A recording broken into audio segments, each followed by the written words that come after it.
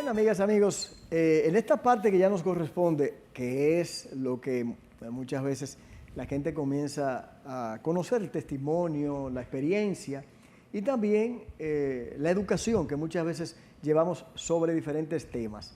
En esta oportunidad vamos a estar conversando con alguien que tiene varias combinaciones, si se puede decir, o combinaciones del conocimiento, pero sobre todo en el ámbito de la logopedia, en la licenciatura en esa área, y de otras cosas que ya estaremos abundando con la licenciada María Hernández. Licenciada, buenas noches. Buenas noches, Jordi. Qué bueno tenerla por aquí. Gracias, gracias. Igual un placer estar con usted. Qué bien, qué bien. Lo primero es, yo tengo entendido que aparte de la logopedia, usted tiene otra función o tuvo otra formación previo a eso. Sí, lo que sucede es que en el año que yo me gradué como logopeda, que hay muchos años, Jordi, yo me gradué en el 1985, la logopedia en Cuba, yo soy cubana, me formé en La Habana, Cuba, no se formaba todavía como profesión independiente, sino se formaba la defectología, que en aquel tiempo era la clínica y psicopedagogía de los defectos. Entiéndase la palabra, defectología de efectos. Sí. Y dentro de la defectología existían varias especialidades. Estaba la tiflopedagogía, que era que se encargaba del estudio de las personas con trastorno de la visión, ya fuera ciegos o débiles visuales. La surdopedagogía, que se encargaba de las personas con trastorno de la audición. La oligofrenopedagogía, que estudiaba a las personas con problemas de discapacidad intelectual y trastornos de conducta. Y la logopedia, que estudiaba los trastornos del habla, la voz y el lenguaje. Entonces yo hice primero defectología y me hice especialista en logopedia. Ya, todo allá en Cuba. Todo en Cuba, sí. Ya. Lo hice todo en Cuba.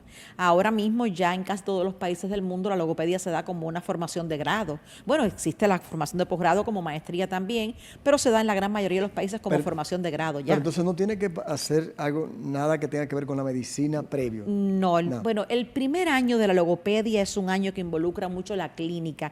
Tiene mucho que ver. De hecho, nosotros en Cuba estudiábamos junto con los estudiantes de Ciencias de la Salud. Estaba la carrera de defectología y Ciencias de la Salud. Ahora mismo nosotros acá en la República Dominicana, que prontamente va a comenzar la carrera, la tenemos dentro de las escuelas de Ciencias de la Salud también. O sea que ahora es que se va a institucionalizar como carrera. En la República Dominicana. Nosotros no la tenemos aún en República Dominicana, ya está establecida, ya está institucionalizada por MESIC, ya está en manos de CONESIC, para salir en unas cuantas universidades del país la van a tener dentro de las escuelas de Ciencia de la Salud. Qué bueno. ¿En qué consiste, para aquellos que no conocen del tema, en qué consiste la logopedia y cuál es el objetivo que tiene la misma en cuanto a la ayuda hacia las personas? Bueno, la logopedia, como le dije, es la ciencia que se encarga del estudio del lenguaje, la formación, desarrollo y evolución del lenguaje, el habla y la voz, los trastornos del habla, la voz y el lenguaje y su corrección o compensación de los mismos, porque no todos los trastornos de la habla, la voz o el lenguaje van a ser corregibles. Hay trastornos que solo son compensables, que no se corrigen del todo. Ok, antes de usted decirme cuáles son esos trastornos, ¿por qué y cuáles son esos que no tienen forma de ser resueltos por la logopedia? Ok, mira, por ejemplo, las disartrias y las anartrias son los trastornos verbales típicos de los pacientes que nacen con una parálisis cerebral o de los pacientes que a causa de un derrame cerebral, de cualquier enfermedad han caído cerebral, exactamente, un trauma craneoencefálico por un accidente. Ahí es entendible. En este caso se compensa, no es que el paciente quede sin comunicación. Logramos restablecer comunicación. Ahora, lo que pasa es que comunicación y habla no es lo mismo. Sí, es cierto. Entonces, ¿qué hacemos? Se compensa la debilidad del paciente, logrando que tenga comunicación, muchas veces de manera aumentativa o alternativa, que es cuando se hace por señas o se hace por pictografía. Otras veces, pues se hace con propias palabras del paciente. De la manera en la que el paciente pueda llegar a recuperarse dentro de lo que quede ya sea comunicándose de alguna manera, pero que lo pueda hacer. Mira, por ejemplo, un trastorno es la tartamudez o el trastorno del ritmo y la fluidez verbal. Ese sí ya es. No, tampoco. no crea, eso no se corrige 100%. El paciente con tartamudez aprende a manejar su condición. Wow. Pero yo le voy a decir, en mi vida de experiencia como profesional, yo nunca he tenido un paciente que corrija 100% un trastorno del ritmo, la fluidez verbal, en este caso la tartamudez. En el caso de la tartamudez. Sí, se compensa, pero corregirse 100% es muy difícil en un paciente eso. ¿Tiene que ver algo con algún defecto cerebral? ¿Por qué se da tanta dificultad? Bueno, más que todo se produce supuestamente por desajustes emocionales entre lo que es pensamiento y lenguaje.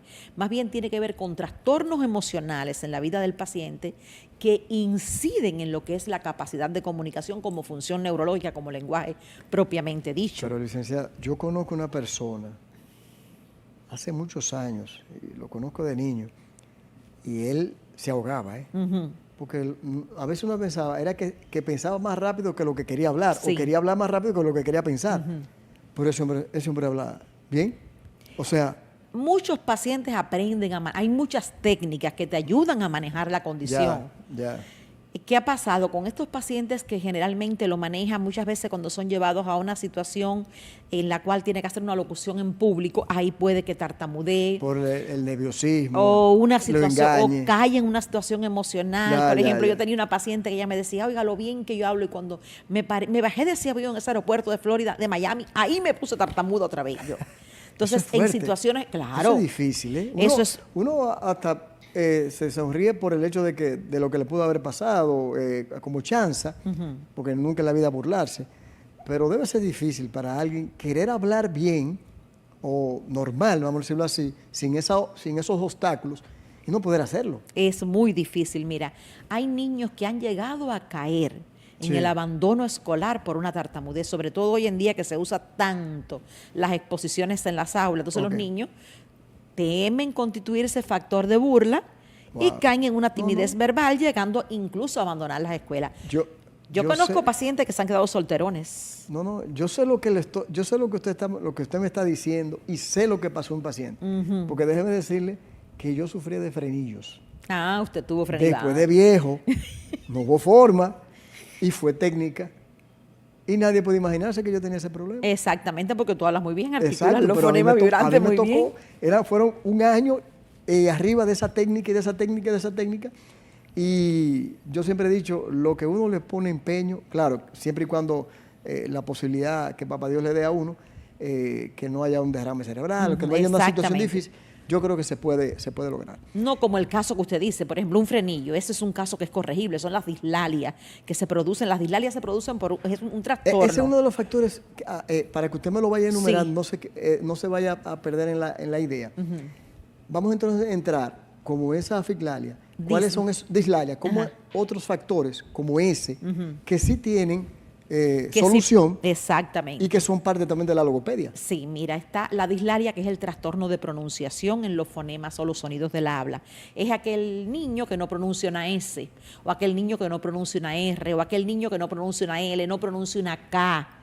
¿Eso es hereditario? No es hereditario. El lenguaje no se hereda, se imita. El lenguaje es imitativo, Jordi. Pues yo le voy a decir algo, licenciada. Mis hermanos tenían el mismo problema. Todos tenían el mismo problema. De los 4, 3. Entonces, extraño, ¿verdad? Es que se imitaban unos a otros. Mi papá y mi mamá no lo hacían. Pero sí, entre mis hermanos sí. Mira qué puede haber pasado. Salió uno que tal vez tenía un frenillo sublingual corto y no pronunciaba la R, digamos, un ejemplo. Ya. Y los otros puede que imitaran a ese, aprendieron a hablar como ese. Ya entendí. Ahora, ese es un trastorno que sí es corregible. Y qué bueno que tú dijiste tu testimonio de que a ti después de adultos te corrigió, porque tenemos pacientes adultos luchando por una R, porque no pronuncio una R, porque no puedo, porque necesito, porque soy visitador médico, quiero salir de esto. Es más difícil.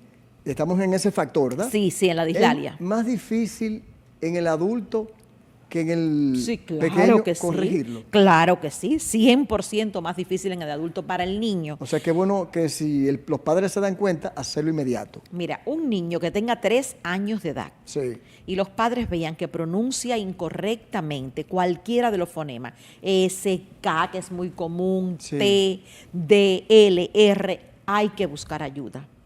¿Qué sucede? El lenguaje oral es la base, el fundamento del lenguaje escrito. El niño, antes de entrar al aprestamiento de la lectoescritura, debe tener todos los fonemas correctamente articulados ya. ¿Es cierto? Sí, claro que sí, porque cuando usted va a aprender a leer y a escribir, usted se apoya en lo que usted habla. Y muchas veces el niño transcribe a la escritura la misma deficiencia de pronunciación que tiene. Entonces, y lo mejor que tenemos, que ese es un trastorno que sí es corregible, sí se corrige. Es verdad que es posible, no solamente con la práctica, con las técnicas que ustedes usan, sino también con cortar los frenillos. Sí, no, el frenillo es algo importante. Hay que cortarlo. Sí, Jordi, ¿por qué? Porque mira, L y R son dos fonemas linguoalveolares. El ápice de la lengua tiene que rozar con los alveolos superiores. A mí me la quitaron. Claro que sí. Entonces, si hay un frenillo corto que esté atando, de ahí es que viene el nombre. Ahí está, no permite que la lengua haga la posición correcta linguoalveolar y no puede vibrar correctamente. Entonces, una ayuda es hacer la pequeña, esa pequeña incisión, porque es algo muy pequeñito. De niño es muy fácil, de adulto es más incómodo. Ok. Antes de salir del factor, quiero hacerle dos. El caso del autista o el que tiene trastorno o del espectro, para no ser tan... ¿tienden a tener ese tipo de problemas? Puede tenerla como cualquier niño. O sea, no es necesariamente por la condición. No tiene nada que ver. No hay nada que asocie a un trastorno del espectro autista con una dislalia. Pues está bien, ya ahí me quitó la curiosidad. Ok. ¿Hay otros factores aparte de ese que usted mencionó? Sí, están los retardos en el desarrollo del lenguaje o retardos orales, que son aquellos niños que no comienzan a hablar en tiempo, no tienen ninguna condición concomitante. Es decir, no tiene una discapacidad intelectual, no tiene un TEA, no tiene un trastorno auditivo, no tiene un trastorno visual, pero sencillamente no habla a tiempo. Son niños que hablan tardío. Entonces, este niño se comienza una estimulación del lenguaje, logra comenzar a articular sus palabras correctamente, amplía su vocabulario, se expresa en lenguaje con comprensión faciológica completa, es decir, usa todas las partes de la frase y se corrige completamente. Sí, se puede corregir también ahí. Ok, entonces tenemos esos dos factores más los otros que usted mencionó al inicio. La tartamudez, la disatria, la nardia. Y los que vienen por el derrame, por una situación. Exactamente. Ok, ¿cuál es el método que ustedes utilizan para evaluar? ¿Cuál es el tipo de evaluación o método que se utiliza? Hay muchas pruebas hoy en día para evaluar el lenguaje. Por ejemplo, hay pruebas que van directamente. ¿Qué es lo que pasa? Que el lenguaje tiene 4 componentes: fónico o fonético, léxico, gramatical y prosódico. El fonético es la pronunciación de los fonemas, de lo que estábamos hablando. El léxico es la cantidad de vocabulario que un ser humano puede dominar. Por ejemplo, a usted le dicen, Jordi, tú eres una persona con un buen léxico. ¿Qué quiere decir eso? Yo tengo muy buen vocabulario. Gramatical, la capacidad que tú tienes para unir todas esas palabras y hacer una frase completa. Y el prosódico pragmático es la capacidad que tenemos de darle entonación, ritmo, fluidez, belleza a lo que nosotros hablamos. Entonces, dependiendo de cada uno de esos factores, hay muchos test que pueden evaluar cada uno de esos factores. Muchas pruebas que evalúan la pronunciación, el vocabulario, la formación oracional y fraseológica, el componente prosódico pragmático, pero hay muchos test. Ok, licenciada. Lógico, en manos de un logopeda, porque el logopeda es la persona capacitada para saber usar esos test. Ok. ¿Cuáles serían en este caso entonces los métodos o las terapias que pudiesen utilizarse para cada uno de estos factores que hemos mencionado? Sí. Que pueden afectar la pronunciación o tener dificultad para el habla. Sí, mira, cuando se trata de pronunciación, lo que hacemos generalmente es una terapia que se sustenta en la instauración de fonemas o de sonido. Fonema es en logopedia el sonido de cada una de las grafías o letras. Es decir, la S, ¿cómo suena? Ese es el fonema. Entonces, lo primero que se hace es instaurar el fonema. Para instaurar el fonema tenemos 2 etapas, que primero es preparar el órgano articulatorio que interviene en ese fonema. Cada uno de los fonemas, por ejemplo, si vamos a ver, la R es linguoalveolar vibrante. Si vemos la S es linguodental. Entonces, todos los fonemas tienen una posición articulatoria. Entiendo. Nuestros órganos articulatorios son maravillosos. Pero, por ejemplo, para un paciente que no sabe el tema ni científico, ni tampoco lingual, o sea, no va a estar, porque ahora No, el logopeda lo sienta delante del espejito y le dice, ahora usted va a coger su lengüita y la va a poner detrás de los dientes de arriba. Y vamos a hacer la L, por ejemplo. Para ayudarlo a hacer la R tenemos ejercicios para vibrar debajo de la lengua para que el músculo vibre. Sí, sí. Cada uno de los fonemas, cada uno tiene su posición articulatoria, que eso es muy importante y tiene ejercicios específicos. Esa es la primera etapa. Cuando el paciente logra instaurar el fonema, comienza la automatización, que es la fijación del mismo a través de la repetición de sílabas, palabras y frases con ese fonema. Repetición, no lectura, no escritura, es repetición oral, verbal. Para que se vaya adecuando. Exactamente. Que salga normal y natural. Para que se apropie de él, lo automatice. Eso es la dislalia. Pero, por ejemplo, nos vamos al trastorno del ritmo y la fluidez, la tartamudez. Sí. Lo primero que trabajamos en la tartamudez es la respiración fisiológica para el habla y durante el habla, acompañada a la relajación. Y después, en el caso mío, usamos una metodología que es una metodología soviética, metodología Sheveliova, que se lleva a cabo a través de lenguaje acompañante, lenguaje repetitivo, respuestas a preguntas y lenguaje espontáneo. Es increíble que esa teoría o ese método, antes de los 40, o sea, estamos hablando del siglo pasado, usado en la Unión Soviética, todavía es funcional. Sí, claro que sí, es muy funcional, pero muy funcional. Mira, una cosa muy interesante y es que tal vez hay padres que nos estén viendo y nos estén escuchando. Todos los niños, antes de los 5 años, pueden atravesar una etapa que se llama tartaleo fisiológico. Tartaleo. Sí, que es aquel niño que se acerca a mamá y dice, yo, mamá, y el amiguito mío. Eso no es una tartamudez todavía, eso es un tartaleo fisiológico propio del desarrollo. Pero se puede complicar. Claro, si se mal maneja, se complica. Sí, porque a veces lo toman como chiste. Exactamente. Ay, mira qué bonito del niño. No. Ahí entra la labor profiláctica para prevenir que eso se convierta en una tartamudez en el futuro. Yo no quiero dejar llegar a la pausa, que ya me están enviando en producción. Yo no recuerdo, lo leí, alguno de la mitología griega o romana. Sí. Creo que era Cicerón, de verdad que no recuerdo ahora bien cuál era de ellos, pero se ponía frente al mar con piedras en la boca. Sí. Eso era así, eso es posible. Sí, Digo, en ese momento no tendrían otro método. No, y te voy a decir una cosa, nosotros no podemos decir que eso funciona, pero no lo descarto tampoco. Ya. Yo no lo descarto. ¿Por qué razón? Porque al tener un objeto extraño dentro de la boca te va a ayudar a hablar de manera más pausada, obligatoriamente. Ya. Y ahí creo que haya un poco de ciencia. Bueno, me pongo un objeto, una semilla, un lápiz, y obligatoriamente tengo que hablar más al paso. Sí. Y esto ayuda en lo que es la velocidad y el ritmo y la fluidez verbal. Ok.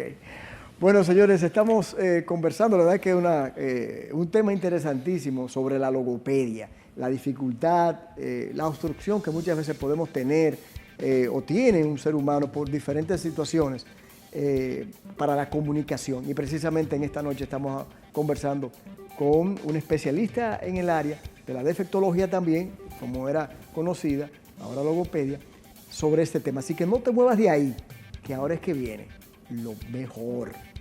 Ya volvemos. Bien, señores, estamos conversando en esta noche con la licenciada María Hernández sobre el tema de la logopedia. Dificultad, el hecho de que cuando usted tiene, o su hijo, problemas para la comunicación, los sonidos, cómo los pronuncias y todo eso. Precisamente sobre eso estamos hoy hablando. Licenciada, el papel de la familia, de amigos, del entorno en sí, de una persona que tenga algunos de los factores que ya hemos hablado para la dificultad de la comunicación, del habla, y que pueda estar en tratamiento, ¿cómo usted ve este papel y este trabajo? Mira, es muy importante el rol de la familia, primero desde prevenir el bullying, porque lamentablemente todo el que habla mal causa risa. Sí, yo lo sé. Entonces, hasta en los propios hogares, sin darnos cuenta, pero habla bien, mi hijo, pero mi hijo, yo te estoy... Claro. Tiene que tener mucho cuidado porque lo más difícil es cuando un niño toma conciencia de su defecto. Cuando el niño concientiza de que estoy hablando mal, entonces puede caer en una inhibición oral. Yo le digo que yo me cohibía. Hace un pequeño. negativismo verbal y no habla. Eso es lo primero. Lo segundo, la familia debe conocer cuál es el proceso de intervención que se le está llevando a cabo a su niño para poder ayudar, porque tiene que entender, como usted decía, si usted lo practica todos los días, pues lógicamente la rehabilitación va a ser más fácil y la va a lograr con más efectividad. Ahora, si un niño va a terapia un día, toma 50 minutos, 40 minutos, 30 minutos de terapia y no vuelve a tomarla. Entonces la familia debe manejar realmente. Ser constante, ser y firmes. saber qué es lo que tiene mi niño, porque uno tiene que saber, wow, mi niño no habla, pero ¿por qué no habla? No, su niño no pronuncia un fonema. Su niño tiene una deficiencia en el tono y el timbre vocal. Ya. Su niño tiene una deficiencia en el ritmo y la fluidez. Claro, el profesional le va a explicar qué es lo que va a hacer para trabajar eso. Señores, para hablar bien hay que respirar correctamente. Para hablar bien hay que tener los órganos articulatorios, entiéndase, labios, dientes, paladar duro, paladar blando, funcionando correctamente. Hay que tener un cerebro funcionando correctamente. Sí, porque si hay una parálisis labial o lo que fuere, cualquier estructura del aparato articulatorio. Eso va a impedir. Una parálisis labial, por ejemplo, una persona con una parálisis en un labio, una fisura de un labio, digamos, un paciente con una rinolalia, que es la fisura labial, no puede hacer la P, no puede hacer la B, no puede hacer la M. ¿Por qué? Porque son fonemas bilabiales. Tiene que juntar los labios para que se escuchen.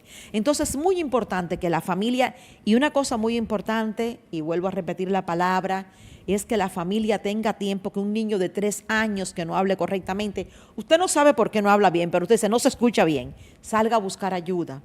Porque después eso puede traer consigo problemas peores en el aprendizaje, problemas emocionales críticos en su niño, y lamentablemente pueden ser puertas hasta que se le cierren a su hijo.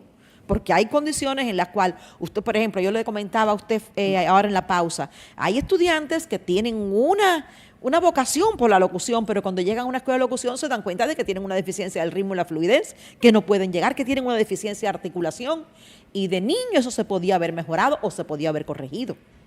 Pero ya después de adulto, entonces la familia juega un rol muy importante en esto. Ya entiendo. Sí, no es... yo creo que ahora tenemos mucha información, mucha conciencia. En el tiempo de lo que estoy diciendo, eso pasaba desapercibido. Pasaba totalmente desapercibido porque quien les habla fue a cerca de los 28, 30 años. Ajá, no. O sea, yo pasé mi vida con esa situación. O sea que, pero era básicamente por la falta de información y el conocimiento. Y que ya no se justifica. Exacto, que antes las familias no sabían, no existía, bueno, le estoy diciendo, no hay formación de especialistas del área en el país todavía, aún, entonces las familias no conocían, pero ya sí. En el caso, licenciada María, el caso de los que están dentro del grupo del espectro, sí. ¿Cómo se maneja? O sea, ¿qué hace un logopeda o qué estrategia, qué técnicas utiliza para este tipo de Tú sabes que en el niño con trastorno del espectro autista es vital, es número 1 la terapia del habla, ya que una de sus mayores deficiencias es la deficiencia en la comunicación, verbal o no verbal. Entonces, el logopeda va a trabajar con el niño, bueno, número 1 siempre vamos a trabajar en base a su retraso oral que trae el niño con TEA. El niño con TEA siempre viene acompañado de un retraso oral. Ahora, hay muchos niños que ya comienzan a desarrollar lenguaje y pueden tener también una dislalia, una dificultad de pronunciación, o pueden tener también una tartamudez, un trastorno en ritmo y la fluidez. Bueno, pues en base a eso se trabaja. Ahora, lo principal que un logopeda hace con un niño con TEA es trabajarle estimulación de vocabulario activo y pasivo. Vocabulario pasivo es aquello que me rodea y que yo conozco, identifico, pero no puedo nombrar. Vocabulario activo es aquello que me rodea, que yo reconozco, que yo identifico y que sí logro nombrar. Entonces, el primer punto de nuestro trabajo va dirigido a eso, a que el niño conozca e identifique. Usted puede ser que no sepa decir que eso es un zapato, pero yo le diga, busca el zapato y usted va a ir y lo va a buscar. No sabe decir zapato, pero sabe lo que es el zapato. Sí, porque por el caso de los niños con el espectro, incluso para articular los dedos para amarrarse los zapatos. Sí. ¿Hay dificultad? Sí. Por la situación motora. La coordinación motora, sí es cierto, así mismo. Entonces, ¿qué tan fácil o difícil, o cómo ustedes, porque quisiera la práctica, imagínense que estamos frente a un niño o niña que está dentro del espectro, porque a veces ellos o se distraen o no quieren poner atención directamente. ¿Qué tan difícil? Son muy inteligentes, eso no se duda, pero ¿qué tan difícil o fáciles para ustedes y cómo a nivel de técnica ustedes logran su atención. Exactamente, mira, hay una cosa que es muy importante para el niño con TEA, que es la atención visual. El niño con TEA es muy visual, le interesa mucho más lo que ve que lo que escucha. Yo le puedo estar diciendo, repite, repite, repite, pero si yo le estoy mostrando también lo que yo quiero que él repita, por eso nosotros usamos mucho la metodología TICS, que es la ilustración. Todo lo que llega al niño sea estructurado con sistemas de trabajo e imágenes visuales, que pueda verlo todo visual. Sí. Eso es muy importante para un niño con TEA. O sea que todo visual. Ellos lo captan mejor, sí, más que lo explicado. Claro que sí, más que lo que puede escuchar. Es verdad, sí. Las agendas visuales. Eso es muy importante para un niño con TEA. Ahora, las agendas visuales, ¿qué es eso? ¿Qué es una agenda para ti? Tú tomas una agenda en tus manos y pones a las 8 voy a hacer esto, sí. A las 8:30 esto. Lo mismo vamos a hacer con un niño con TEA, pero a las 8 me voy a levantar y cepillar, le pongo una imagen de él levantándose y cepillándose. Ya. Es visual, que él lo vea. Ellos, porque sí, y ellos son muy disciplinados. Lo va a comprender, lo va a entender más fácil. Ya. Además, siempre le aconsejo a la familia, todo lo que esté alrededor del niño, úselo como un estímulo. Usted va a bañar a su niño y dígale, te vas a bañarte con el agua, jabón, champú, en la bañera azul, decírselo todo al niño. Tiene que haber una interacción verbal entre el padre o cuidador y el niño, una interacción verbal. Por eso no somos muy amigos de las pantallas, porque las pantallas no son interactivas. Las pantallas ofrecen mucha información, pero demandan poca del niño.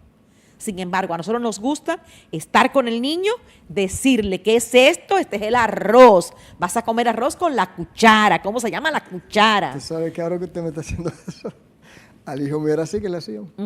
Digo, y estamos hablando hace 20, 25 años. Sí. 20 años, pero esa era una técnica. Eso es muy importante, y no solo para el niño con TEA, a todos los niños, Jordi, a todos los niños. Quiero que estemos claros que nadie nace hablando. Uno nace con una predisposición orgánica y neurológica, un cerebro formado, estructurado, para desarrollar capacidad de comunicación a través del lenguaje hablado. Pero el lenguaje se imita. El niño aprende a hablar porque ve a los demás hablar. Tienes razón. No, como aprende otras cosas que no solamente del habla. Exactamente. Hasta los malos ejemplos. Exacto, por lo que ve hacer. Entonces, muy importante, hablemosles correctamente a los niños. Porque si no, van a hablar como hablemos nosotros. Licenciada, usted es directora de un centro, el TINA. Sí, TINA. De terapia integral. Sí. Háblanos un poquito sobre el mismo, en qué consiste, cuál es el trabajo y desde cuándo. Sí, TINA es un departamento del Patronato Cibao de Rehabilitación. Estamos dentro del Patronato Cibao de Rehabilitación, una institución que cumple 58 años ya en diciembre. Vamos a decir que es de los niños más pequeños del patronato. TINA se fundó en el año 2013. Es un centro, sí, ya cumplimos 12 años, es un centro únicamente para niños con trastornos del espectro autista. Los niños llegan al centro, algunos vienen evaluados de otras instituciones, algunos se evalúan y se diagnostican dentro de la institución y comienzan los programas de terapia. Tenemos 3 programas de terapia. Uno que es la terapia inicial, que es cuando el niño llega, como el proceso de adaptación al centro. Otro que es terapia integral, que es donde el niño recibe todas las terapias básicas de alto rango y valor científico para un niño con TEA. Y tenemos los grupos sociales o habilidades sociales para niños más funcionales y más grandecitos. TINA está ubicado en Las Colinas ahora mismo. Pronto estaremos ya expandiéndonos a otro lugar de la ciudad de Santiago, muy pronto. Sí, gracias a Dios. La demanda de pacientes es muy elevada, Jordi. Nosotros tenemos, en el tiempo que llevamos trabajando, el 2013 a la fecha, el centro ha evaluado y diagnosticado 3.500 niños. ¿Cuánto? Con la condición del espectro, y han pasado por el centro a recibir terapia. ¿Y solamente de Santiago? No, nosotros recibimos niños Santiago, Samaná, Puerto Plata, Nahua, Santo Domingo. Nosotros tuvimos unos niños de Bávaro que vinieron al centro. ¿Qué? Tuvimos un niño de Nicaragua también en el centro. Pero eso sí es bello. Sí, y bueno, porque no se limita y entonces reconocen el trabajo y la labor de ustedes. No se limita el trabajo, no, realmente. Entonces, por la lista de espera que tenemos actualmente de tantos niños, sí, el centro tiene ahora mismo dentro, recibiendo terapia, 652 niños. Eso es mucho. Y tengo una lista fuera del centro de 286 niños esperando un turno para entrar a terapia. Oh, Dios. Por eso, si Dios lo permite, muy pronto estamos expandiéndonos a otro lugar de esta ciudad de Santiago también. Ok, entonces, viendo lo que usted me está explicando, o nos está explicando a todos ahora, al principio hablábamos de la situación de esta profesión. Sí. ¿Verdad? En nuestro país, ¿cómo estamos? aunque usted me tenga que reiterar lo que dijo al inicio, ¿cómo estamos? ¿Qué nos falta?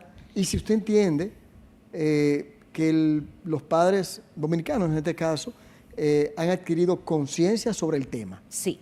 Yo sí creo que la familia dominicana ha adquirido conciencia sobre el tema. Conciencia porque ahora mismo hay muchas fundaciones, muchas instituciones trabajando, que han nacido allí mismo, dentro de la familia. Yeah. Realmente la historia de la defectología, la historia de la educación especial viene de la familia. Son las familias que salen a fundar, a buscar ayuda para sus hijos. Y lo mismo ha pasado en República Dominicana, muchas fundaciones. Eso ha hecho que haya conciencia ya, sobre todo en las ciudades grandes. Bueno, acabamos de tener el simposio el 27 del mes pasado. Y fue algo sorprendente. Recibimos personas de todas las provincias del país.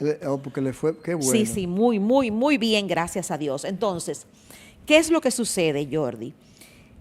Nosotros no tenemos formación, todas las universidades de República Dominicana, todas forman psicólogos, pero psicólogos muy superficiales en el área de los trastornos del neurodesarrollo, y entiéndase específicamente los TEA.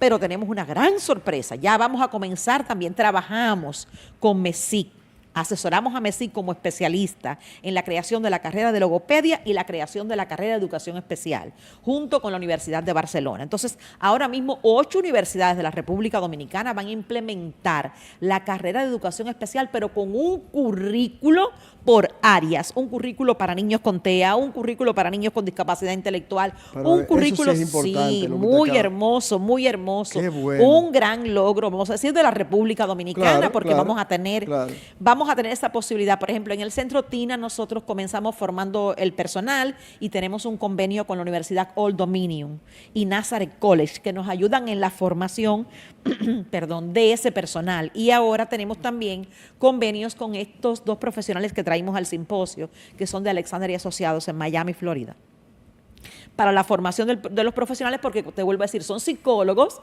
pero que realmente salen de las universidades un poquito flojos en lo que es la psicopatología, propiamente los trastornos del neurodesarrollo. Ok. Bueno, ¿qué sugerencias puede dar a los padres, ya para finalizar, en lo que se pueda ir mejorando el habla, cómo manejar una situación así?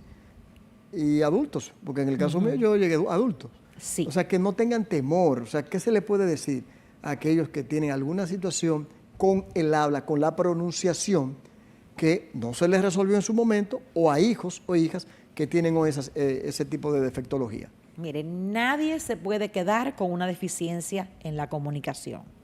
Hoy en día hay solución para mejorar o corregir. Si es un niño, tiene 3 añitos, no habla correctamente, tal vez usted, como dije ahorita, solo se ha dado cuenta, mi hijo no habla como hablaba el otro, salga a buscar ayuda. Por ejemplo, nosotros tenemos un gran equipo de profesionales en el Patronato Cibao de Rehabilitación, pero hoy mismo hay muchos centros privados ya en la ciudad de Santiago, trabajando con trastornos del lenguaje, dificultades de tartamudez, que eso no es más que lo que usted llama en el argot popular gago. Salga a buscar ayuda porque podemos mejorar y corregir. Trastornos de la voz, aquel que le dicen, tú hablas como un gallo ronco, eso también tiene solución y se puede corregir. Qué bien. Todo paciente adulto que le dé un accidente cerebrovascular, cualquier trastorno, también, que antiguamente se quedaban en la casa porque ya no había nada más que hacer. Claro. No es así. Sí hay solución. Salga a resolver. Sí se puede trabajar con el paciente y sí logra mejorar su comunicación. Hay niños que desde que nace, por ejemplo, el niño que te nace con una fisura palatina o el niño que nace con una parálisis cerebral, de una vez su especialista lo va a derivar. El labio leporino. Exactamente, la fisura palatina o labio leporino, exactamente. ¿Usted tiene consulta privada, licenciada? Sí, yo tengo mi consultorio privado en el materno infantil, en el 3er nivel de Bellaterra Mall. Ok, ¿tiene algún número que nos pueda dar, que se recuerde? Sí, el 809-581-4445, ese es mi consultorio privado. Perfecto. A la extensión 7300. Ese es el consultorio privado. Y rehabilitación 809-575-0007. Eso ya es en las colinas. En las colinas y en el Cabral, en el perímetro del Cabral. Y prontamente usted dice que va a haber otro lugar. Y prontamente vamos a tener otro lugar para los niños con trastornos del espectro autista. Que por lo que veo no se puede decir. No, todavía no. Licenciada, gracias. A usted, de verdad Jordi. Que me ha dado mucho placer conversar con usted sobre este tema. Se le nota la capacidad, la profesionalidad y sobre todo la sensibilidad que ha adquirido a través de los años. La verdad es que la felicito y ese conocimiento cubano-dominicano está ahí. Un placer grande, grande, grande servirle a la República Dominicana en esta área. Un placer. Yo me siento muy honrada de su país. Gracias, licenciada. Y de usted también. Muchas gracias. Bueno, señores, la verdad que esperando que ha sido el objetivo, que mucha gente tenga conocimiento, tenga conciencia y no espere para luego lo que puede resolver ahora con su niño, con su niña. Y usted también. Mire el caso de quien les habla. Ya di el testimonio y eso se solucionó ya siendo adulto. Así que gracias en este caso a producción por pensar en un tema como este. Vamos a la pausa.